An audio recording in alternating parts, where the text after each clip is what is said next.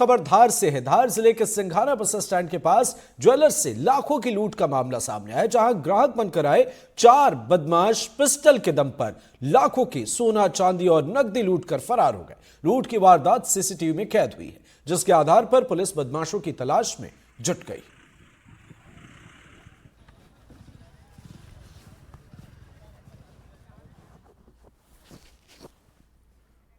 तस्वीरें आपको दिखा रहे हैं धार के सिंघाना बस स्टैंड के पास की ये तस्वीर है, जहां ज्वेलर्स से लाखों की लूट की गई और यहां पर ग्राहक बनकर ही बदमाश आए थे और उसके बाद उन्होंने पिस्तौल निकाली, सोने चांदी और नकदी उन्होंने निकलवाए और लूट कर फरार हो गए। तस्वीरें सीसीटीवी में कैद हुई है, पुलिस मामले की जांच में जुटी है। दुकान की एक शटर नीचे गिरा थी, एक शटर खुली थी और अंदर आके काउंटर के पास बैठा था गल्ला गिन के, तो अचानक से आ गए 2 जना। पहले अंदर एक ने मेरे को पकड़ा और मैं चिल्ला चोट कर रहा था, तो दूसरे ने मेरे को पकड़ा और तीसरा आके सामान भर रहा था और उसके बाद मेरे को नीचे गिरा दिया और बंदूक ने गोली चलाने की कोशिश करी थी। मैंने बंदूक पकड़ी तो उन्होंने उल्टी मेरे सिर पे घुसा दी और गला दबा दिया और बाद में बेहोश हो गए। बाद में वो सामान भर के ले गए। कितने ले गए, क्या ले गए? क्या सामान था? सोना था 1 किलो, चांदी थी 80-90 किलो और चिट्ठी बांधेला सामान भी था। उसके बाद ग्राहक के सामान भी थे, जो गांठने बैठने मंगलसूत्र दिए रिपेयरिंग के, और नकदी 1,30,000 के लगभग थे।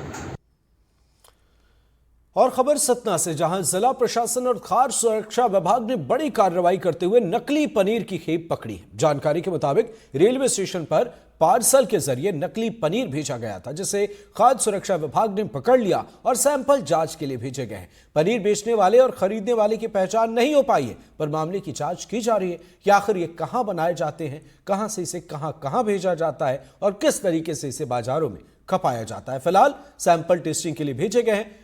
इंतजार करना होगा रिजल्ट का और उसके बाद तब तक इस मामले में पुलिस जांच कर रही है। इस गिरोह में कौन कौन से लोग शामिल हैं, उन सभी की पड़ताल करने की कोशिश की जा रही है। फिलहाल प्रशासन के हाथ खाली।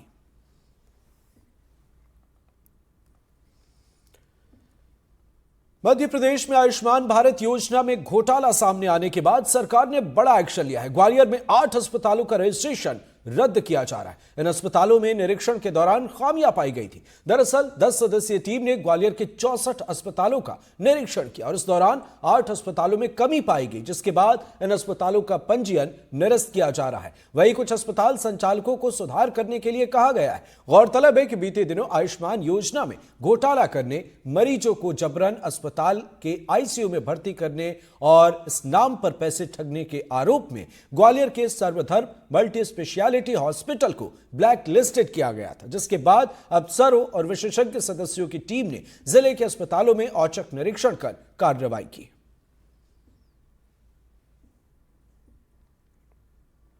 छतरपुर में एनडीटीवी की खबर का बड़ा असर हुआ है। बमीठा स्थित झोलाछाप डॉक्टर के क्लिनिक पर प्रशासन ने एनडीटीवी की खबर दिखाए जाने के बाद उस क्लिनिक को सील कर दिया है। यहां पर झोलाछाप डॉक्टर से इलाज के बाद एक महिला की मौत हो गई थी, जिस खबर को एनडीटीवी ने प्रमुखता से दिखाया था और उसके बाद क्लिनिक को सील किया गया है। प्रशासन ने एनडीटीवी की खबर पर संज्ञान लेते हुए यह कार्रवाई की।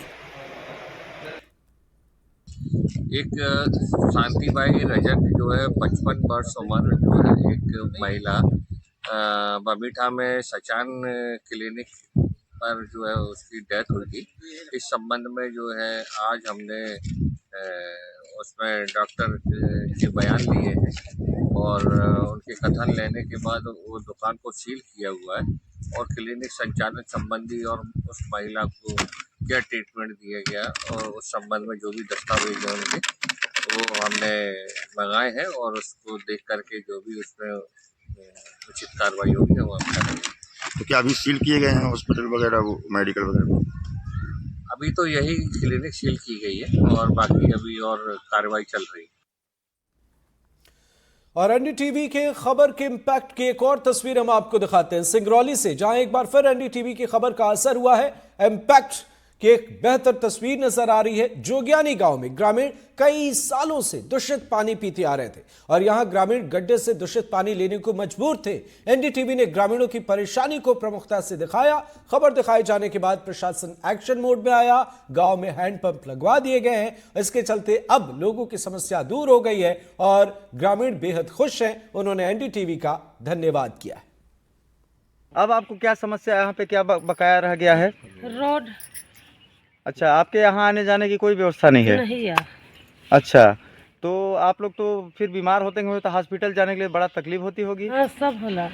अच्छा, तो आप लोग क्या चाहते हैं, सरकार से क्या डिमांड करना चाहते हैं कि हमको रोड की व्यवस्था की जाए? हाँ, रोड चाहिए। पुश्तैनी मतलब बहुत दिनों से पानी की समस्या हो रही थी, जिसमें हमारा एनडीटीवी का बहुत बहुत धन्यवाद। एनडीटीवी ने हमको ये मुद्दा लेके टेलीकास्ट किया, जिसमें ये हमारे देख रहे हैं आप पानी की समस्या का समाधान हो चुका है। जैसे यहाँ के आदिवासी लोगों की मांग ये है कि जैसे हमारा सरकार ने या एनडीटीवी ने हमारी समस्याओं का समाधान किया है, तो उसी तरह रोड और पुलिया का, और जैसे छोटा मोटा थोड़ा बहुत खेत है उसमें सिंचाई का भी साधन की व्यवस्था कर दे, तो एनडीटीवी का बहुत बहुत धन्यवाद होगा। अच्छा, आप यहाँ कितने दिनों से रह रहे हैं? बहुत दिनों हो गया है। अच्छा, आपको यहाँ पानी की सुविधा कितनों दिनों बाद मिली? अरे बहुत दिन के बाद मिला है। अच्छा, ये सुविधा मतलब किस प्रकार से मिला, कैसे? बहुत कठिनाई से मिला है। यहाँ कठिनाई मांगते मांगते लड़ाई बजने करते करते मिला बा। अच्छा अच्छा, चलिए ठीक है। अब और आपकी समस्याएं क्या है यहाँ अब पे? रोड नहीं है, रोड आने जाने के लिए, रोड शादीशुदा संपन्न में मतलब आवे के लिए कोई व्यवस्था नहीं है, तो वो चाहिए। अच्छा, रोड चाहिए, सिंचाई के साधन में कुछ नहीं है, तो कुछ अगर इतना चीज अगर शिक्षित हो जात बा तो भी कुआं भी चाहिए। छतरपुर में स्वास्थ्य व्यवस्था को लेकर एक बार फिर सवाल खड़े हो रहे हैं। यहां नौगांव स्थित सिविल अस्पताल में 3 घंटे तक बिजली गुल रही, जिसके चलते नर्स और डॉक्टर्स ने मोबाइल के टॉर्च की रोशनी से इलाज किया। अस्पताल में 2-2 जनरेटर होने के बावजूद 3 घंटे से ज्यादा देर तक बिजली गुल रही। अव्यवस्था की एक तस्वीर ये भी। यह अस्पताल में लाइट ना होना बहुत ही दुर्भाग्यपूर्ण बात है। मीडिया के माध्यम से ही जानकारी लगी है कि आज अस्पताल में, सिविल अस्पताल में 3 घंटे लाइट नहीं रही, जबकि अस्पताल में 2-2 जनरेटर हैं, उनको क्यों नहीं चलाया गया और अंधेरे में ही मरीजों का इलाज किया गया। यह मोहन सरकार की विफलता, बहुत बड़ी विफलता को दर्शाता है।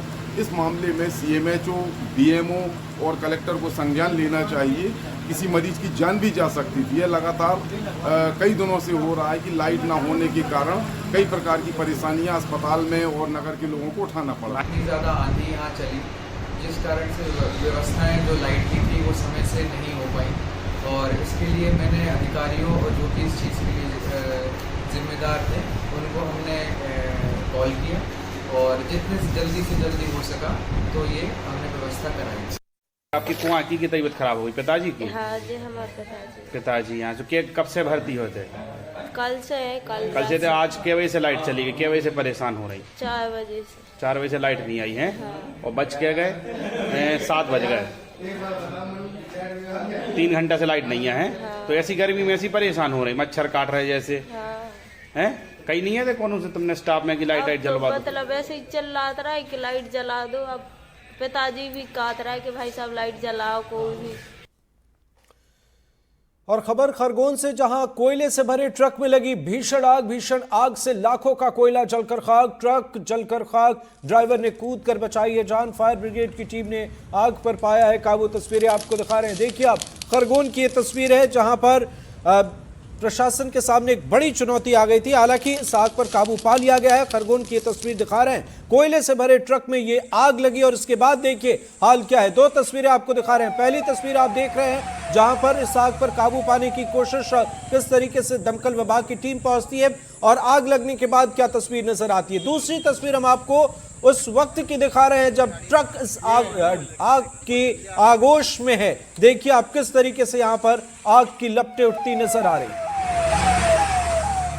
नागपुर से कोयला भरा था निमरानी का, और ये बड़वाए से 2 किलोमीटर काटकूट रोड पे एकदम से 3:30 बजे रात आग निकली कैबिन से। तो आग निकल गई, गाड़ी साइड में लगा के हैंड ब्रेक गिरा के मैं नीचे कूद गया। तो 100 नंबर पे कॉल करी तो फायर ब्रिगेड आ गई, 20-25 मिनट में आ गए। तो आके आग पे काबू पाया, लेकिन उतनी देर तक काफ़ी नुकसान हो चुका था। डायल 100 से फोन आया कि ये जगतपुरा के ऊपर आग लग गई ट्रक में, जिसमें कोयला भरा था 3:30 बजे। तो हम आ गए थे 10 और 3-4 घंटे की मशक्कत के बाद ये आग पे काबू पाया गया। इसमें कोयला भरा हुआ है जो नागपुर से निमरानी जा रहा है। प्रधानमंत्री आवास निर्माण में बलौदा बाजार ने कमाल कर दिखाया है। छत्तीसगढ़ के 33 जिलों में बलौदा बाजार ने तीसरा स्थान प्राप्त किया है। ये रैंकिंग पीएम आवास योजना ग्रामीण के तहत जारी की गई है। जिले में पीएम आवास योजना ग्रामीण के तहत कुल 48,079 आवास का लक्ष्य मिला था, जिसमें से 41,172 आवासों की स्वीकृति दिलाई जा चुकी है और 14,078 आवास पूरे हो चुके हैं। कलेक्टर दीपक सोनी ने बताया कि प्रशासन ने मिशन मोड में काम किया है। प्रधानमंत्री आवास ग्रामीण के अंतर्गत जो है कुल 48,079 जो है आवास स्वीकृत हुए थे और टारगेट ये मिला था लक्ष्य, और उसके विरुद्ध जो है हमारे जिले में 41,172 आवास स्वीकृत हो गए हैं और इसमें जो पूर्णता की स्थिति है वो 14,077 आवास पूर्ण हो गए हैं।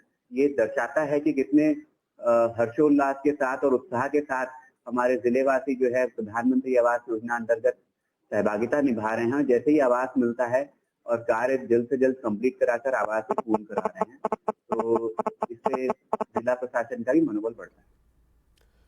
राजनांदगांव जिले के डोंगरगढ़ के प्रसिद्ध सुदर्शन पहाड़ पर उस वक्त हलचल तेज हो गई जब लोगों ने तेंदुए को खुलेआम पहाड़ की ढलानों पर घूमता देखा। तेंदुए की तस्वीरें और वीडियो सोशल मीडिया पर वायरल हो रही हैं। घटना की जानकारी मिलते ही वन विभाग का अमला सक्रिय हो गया और पिंजरे लगवाए गए। इसके साथ ही टीमें तैनात की गई, मुनादी कराई गई। तेंदुए की चहलकदमी को देखते हुए वन विभाग की टीम अलर्ट मोड पर है।